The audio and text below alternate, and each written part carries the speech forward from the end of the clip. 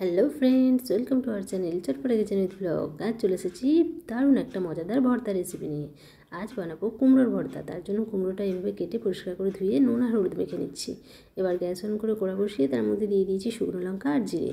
শুকনো লঙ্কা আর জিরেটা একটু ভালো করে ভেজে নেব। দেখুন এটা ভাজা হয়ে গেছে, এবার বাটিতে তুলে নিচ্ছি। এখানে জিরের পরিমাণটা একটু বেশি দেবেন, তাহলে খুব ভালো লাগবে খেতে। এবার এই তেলের মধ্যে দিয়ে দিচ্ছি কুচানো পেঁয়াজ। পেঁয়াজটা একটু হালকা করে ভেজে নিয়ে এর মধ্যে দিয়ে দেবো কুচানো রসুন 2 থেকে 3 কোয়া। এবার সব কিছু একটু ভালো করে ভেজে নিয়ে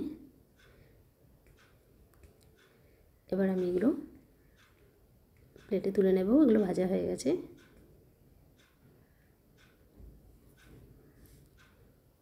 এবার এই তেলের মধ্যে আমি দিয়ে দেবো আগে থেকে নুন আর হলুদ দিয়ে মেখে রাখা কুমড়োগুলো হালকা করে ভেজে নেব।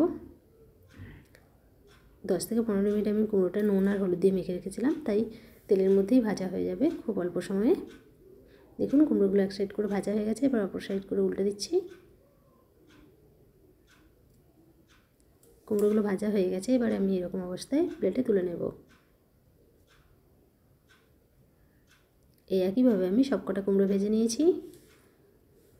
দেখুন সবকটা কুমড়ো ভাজা হয়ে গেছে, এবার আমি এই সব কিছু একসাথে ভালো করে মেখে নেব। এখানে লঙ্কার পরিমাণটা যে যেমন ঝাল খাবেন সেই পরিমাণে দেবেন। এবার আমি লঙ্কাটা একটু মেখে নিয়ে তারপর কুমড়োগুলো একটু হাত দিয়ে এইভাবে মেখে নিয়েছি। এবার এই সব উপকরণ আমি ভালো করে মিশিয়ে নেব, তাহলেই আমার রেডি হয়ে যাবে কুমড়োর ভর্তা। দারুণ মজাদার, দারুণ টেস্টি। এই শীতে দুপুরে দারুণ লাগবে। দুপুরে কিংবা সন্ধ্যায় যে কোনো সময় অবশ্যই বাড়িতে ট্রাই করবেন আর কমেন্টে জানাবেন কেমন হয়েছে রেসিপি। ভালো থাকবেন, সুস্থ থাকবেন। ধন্যবাদ।